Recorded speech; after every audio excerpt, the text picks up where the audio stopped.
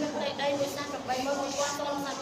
សូមសាច់5គីឡូម៉ែត្រប្រទេសកម្ពុជាស្ថិតនៅចន្លោះខ្សែសមុទ្រពី10ទៅ12ទៅទន្លេមេគង្គប្រទេសកម្ពុជាមានប្រមាណ5គីឡូម៉ែត្រ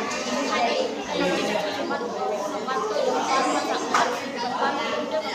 របស់ទៅលើកណ្ដាលហើយទៅប្រទេសកម្ពុជាជាជំនឿគឺ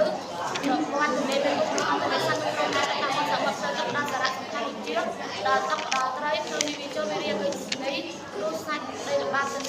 ទាំងឡាវស្ថិតនៅខ្សែបណ្ដោយនៃ100ព្រៃ100ព្រៃទន្លេមេគង្គមានប្រវែង1600គីឡូម៉ែត្រទន្លេមេគង្គបានចែកចេញជា3កំណាត់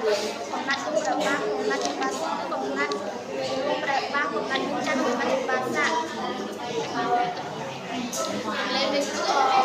ខាងទៅឡាវចូលពីខាងជើងឬខាងលើពុំពីខាងត្បូងឬឡាវក្រៅប្រទេសថៃមានព្រៃដីតាមខ្សែ13000ចំណែកខេត្តទី3ប្រទេសថៃចែកចេញជា4ភូមិភាគគឺភូមិភាគខាងជើងភូមិភាគអាក្រៅភូមិភាគកណ្ដាលភូមិភាគខាងកើតប្រព័ន្ធទន្លេមេគង្គផ្លូវទឹកប្រទេសថៃចែកចេញជា2គឺប្រព័ន្ធទន្លេចៅក្រចានិងប្រព័ន្ធទន្លេមេគង្គអរគុណណាបាទអរគុណទៀតឯមួយពេលបាន48លោកគ្រូថែម2ទៀតឲ្យ50បន្ទុក